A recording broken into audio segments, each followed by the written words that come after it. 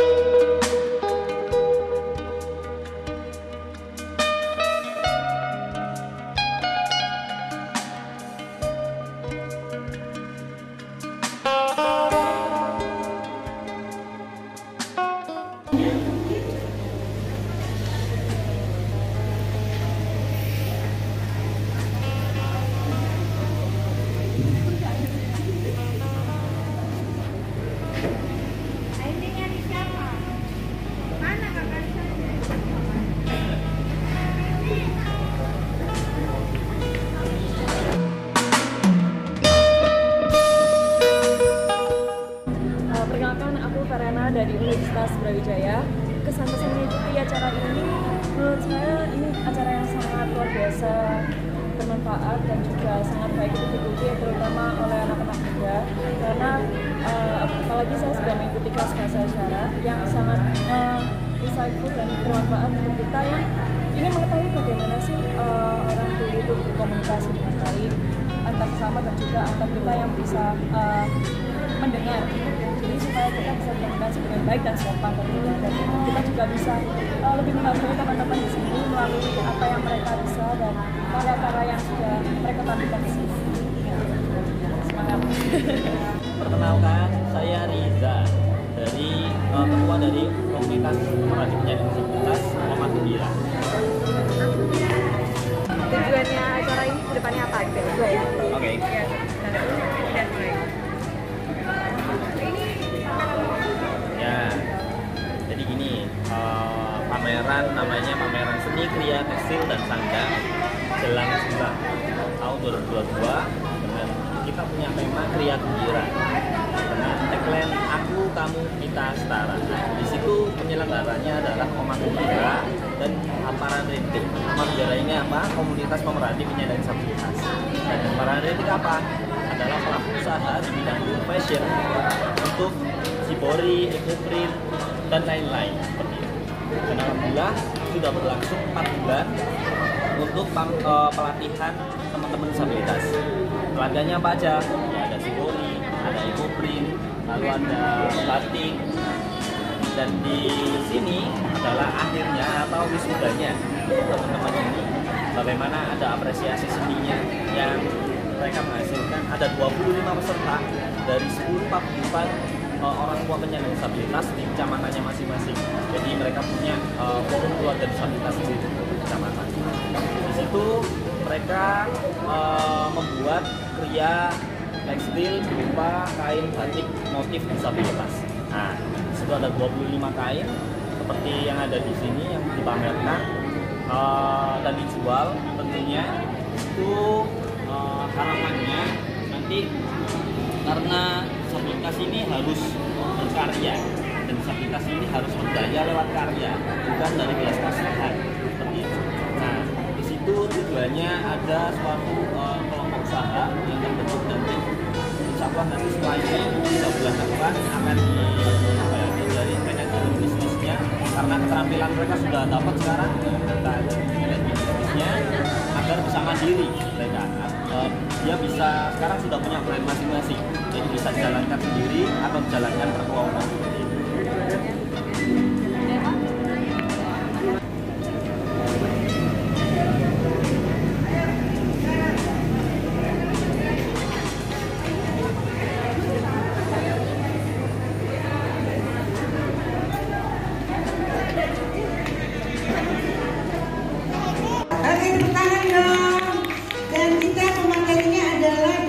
Komunitas Akar Tuli. Yuk, kita kenalan dulu sama komunitas Akar Tuli.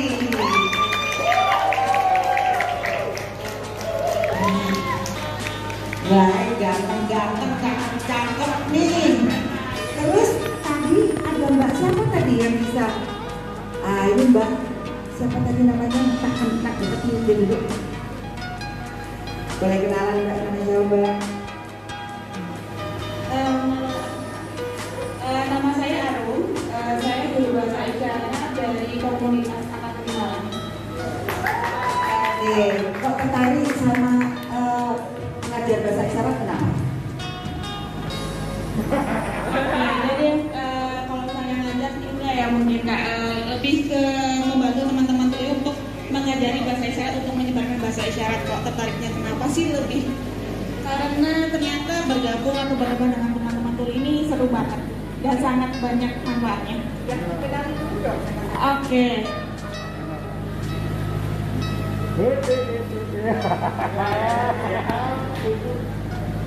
Ayo semua. Assalamualaikum warahmatullahi wabarakatuh. Perkenalkan, nama saya Sul. Isyarat panggilan saya seperti ini. Oke, panggilan isyarat saya, maaf. Selanjutnya, halo, nama saya ACHAN, Acan. Panggilan isyarat saya seperti ini. Saya dari komunitas Akar Tuli Malang. Terima kasih. Oke, perkenalkan, nama saya AFDAHAL, maaf, Afdal. Panggilan isyarat saya seperti ini. Aslinya dari Aceh. Dari komunitas Akar Tuli Malang juga. Yeay. Oke, selanjutnya. isyarat saya seperti ini.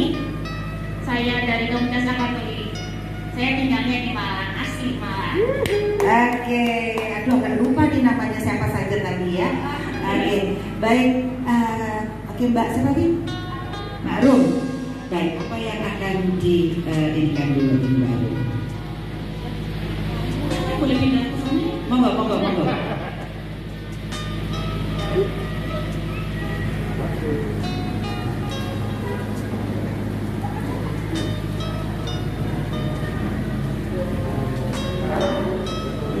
Oke, jadi sekarang akan diajarkan, tidak langsung diajarkan tentang bahasa isyarat tentunya, tapi kita akan diajarkan tentang deaf awareness dulu atau kesadaran tentang tuli.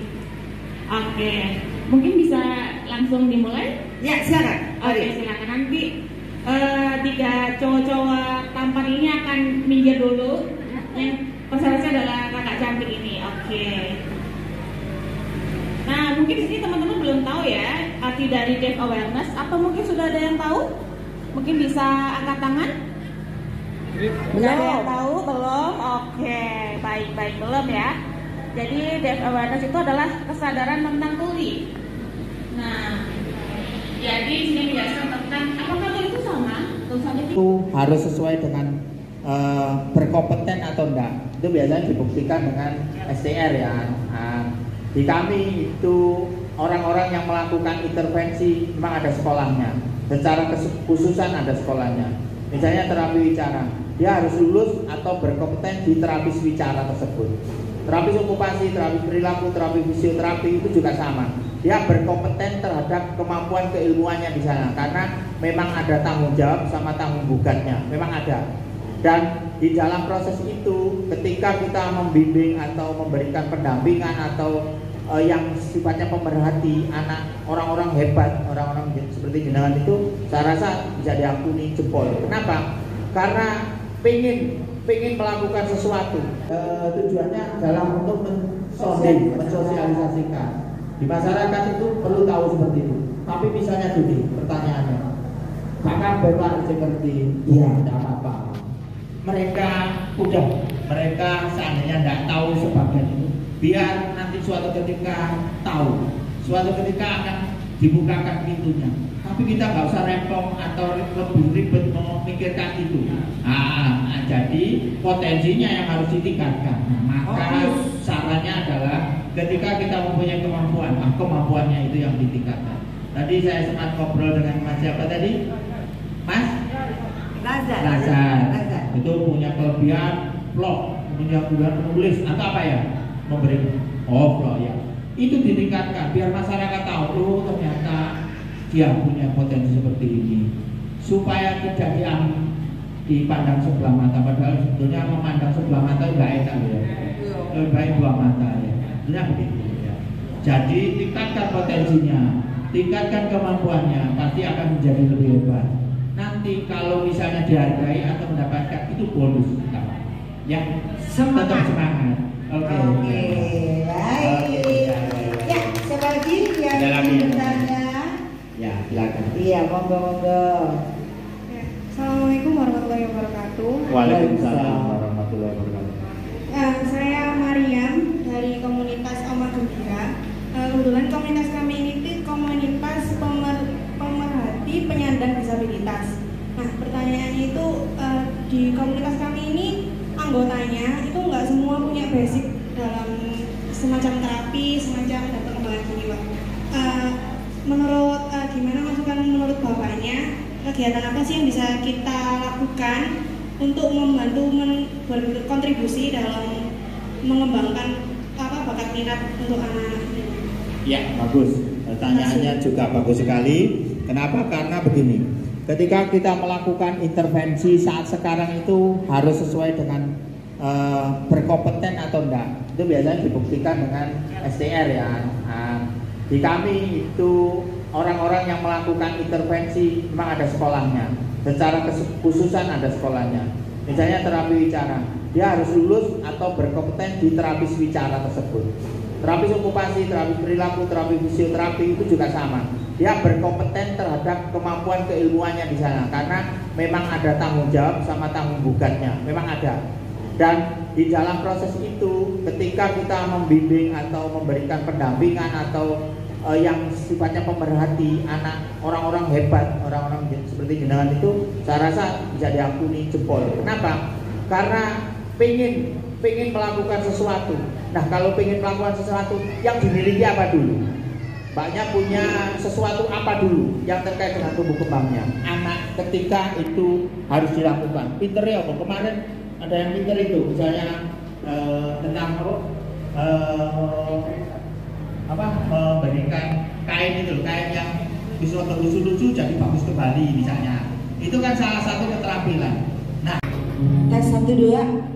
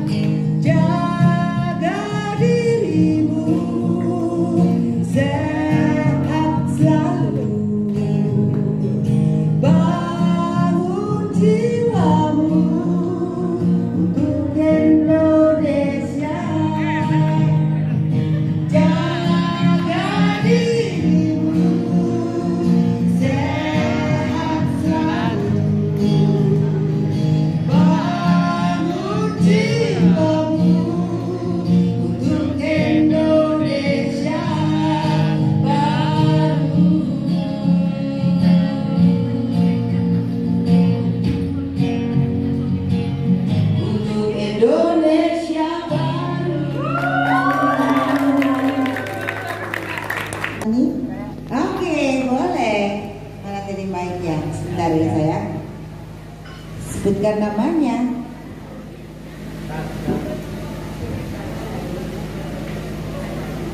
Assalamualaikum warahmatullahi wabarakatuh. Waalaikumsalam warahmatullahi wabarakatuh. Selamat siang buat semuanya. Nama saya Adamis Anamsyah. Saya peserta dari Ekoprint atau Pembatik bersama Mas Mikro, dan saya bergabung di Forum Keluarga Disabilitas Sukun. Saya akan menanyakan sesuatu hal kepada Bapak, gimana caranya kita memberi kepercayaan kepada masyarakat, padahal disabilitas itu mempunyai keunggulan atau karya yang terpendam. Bagus, pertanyaan luar biasa. Wah, proses untuk masih apa tadi? Ya, baik. Sebetulnya begini, di masyarakat itu mau tidak mau itu sudah ada kita. Artinya begini, kita itu sudah diciptakan untuk bersosialisasi dan berinteraksi karena kita hidup di sosial. Tapi memang ada beberapa hal yang terkait dengan tidak bisa menerima, belum bisa menerima. Maka contoh yang saya alami sendiri itu terkait dengan potensi anak tadi atau anak dengan kebutuhan khusus.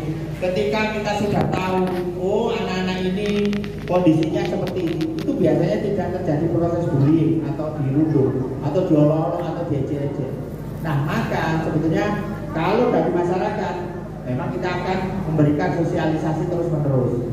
Kebetulan kalau di kami itu ada beberapa yang terkait dengan pengabdian masyarakat. Di FKUB itu ada salah satunya pengabdian masyarakat.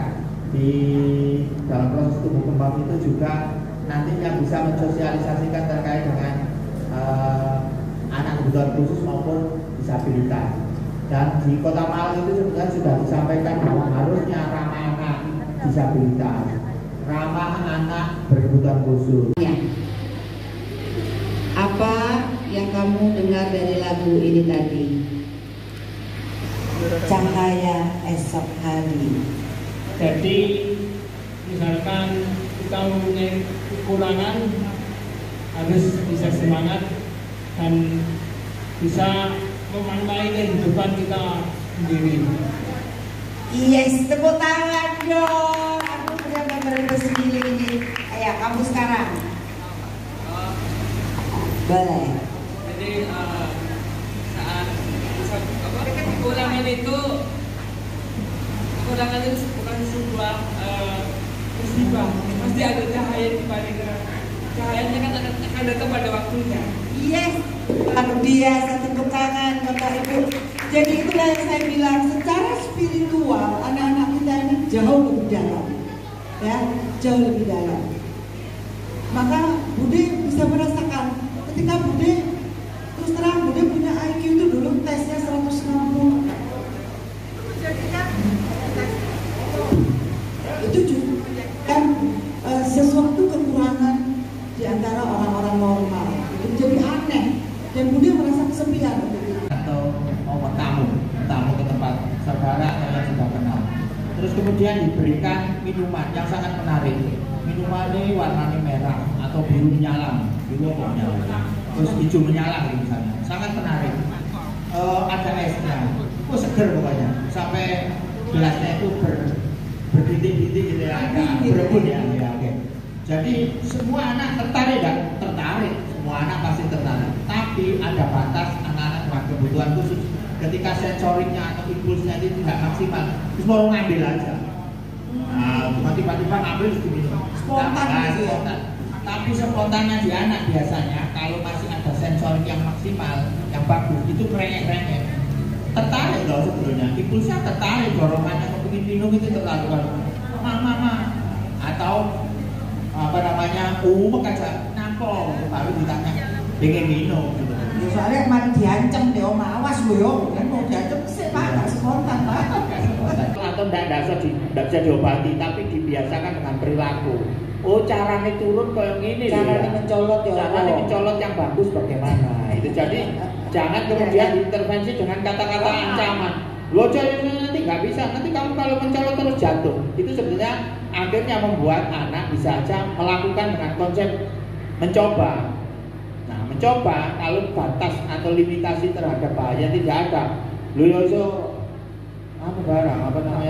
iya bisa sampai cedera kepala ringan atau berat atau bahkan sampai dengan yang membahayakan itu. Jadi sarannya adalah ketika proses terapi harus dijalankan itu memang harus ada proses asesmen, proses pemeriksaan. Mana yang kurang, oh ini yang ditambahkan. Mana yang sudah bagus, oh ini yang ditingkatkan. Seperti itu. Luar biasa ya. Berarti sebenarnya orang tua itu justru belajar banyak tentang manusia. Betul. Jadi begini, saya itu belajar banyak itu justru dari anak-anak berkebutuhan khusus. Kalau membaca itu beneran gede. Tapi kalau lihat pemeriksaan dan ada hal-hal yang terkait dengan perkembangan itu, insight-nya langsung, oh iya betul. Jadi di situ sebenarnya kita belajarnya. Iya, dapat gurunya sebenarnya ya dari anak-anak kebutuhan khusus ini sebetulnya.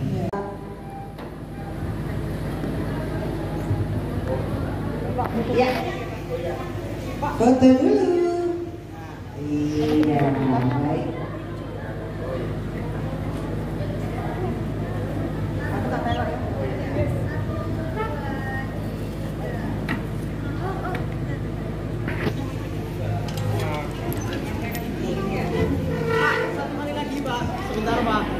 Tidak harus ada suaranya. Selanjutnya Anda S. Yang atas itu adalah tangan sebelah kiri, yang bagian bawah tangan sebelah kanan. Lalu setelah itu ada T. Jadi yang di atas adalah tangan sebelah kanan, yang di bawah yang dari tumpuan adalah tangan sebelah kiri. Ini seperti Kak Afdal. Jangan nganggur dong, Sul. Oke, selanjutnya ada U.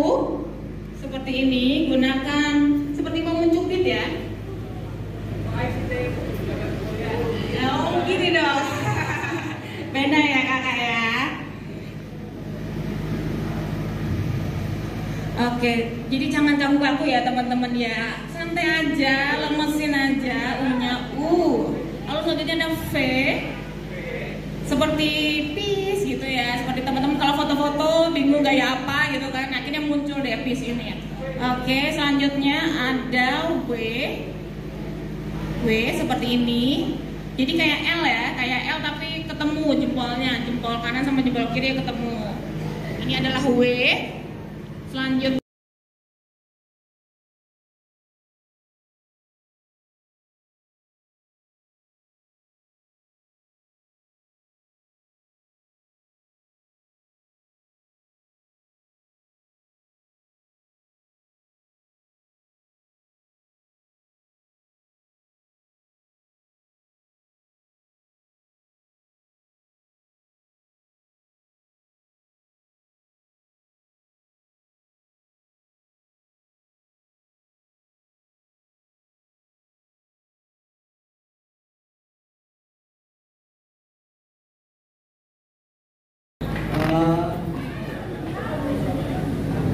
Oke, terima kasih yang kalian luar biasa. Baik, kita akan foto bersama dulu ya acaranya. Baik. Siapa yang mau berikan?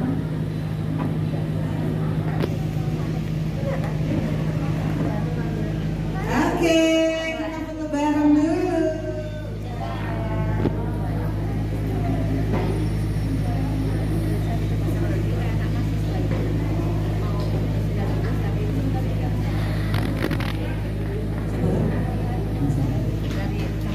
sebelah kiri seperti bilang oke gitu ya. Jangan lupa ditunjukkan ini bagiannya lebih coklat dari tangan kita. Nah lalu tangan sebelah kanan menggunakan jari telunjuk berilah cantolan menyantol ke gitu.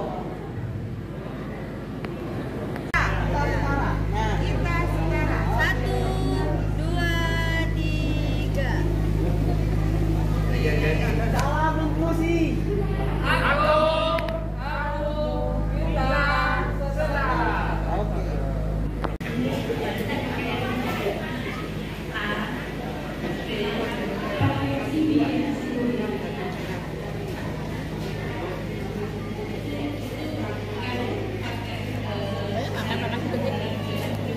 Jadi gunakan jari jempol dan pinggirnya menggerakkan kaki mundur. Tadi lagi udah gitu aja. Oke, paham gimana?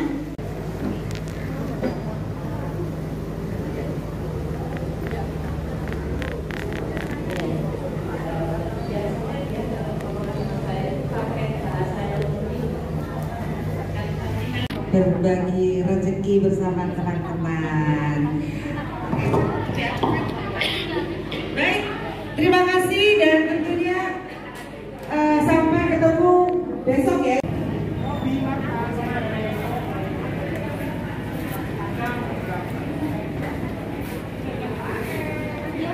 Ini Mas, nanti desadernya nanti adalah mereka. Ibu Kris, luar biasa Ibu Kris. Oh, sebentar.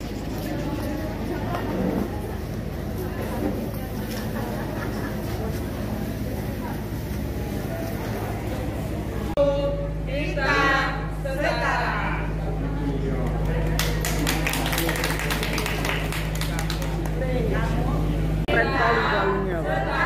Dari rumah.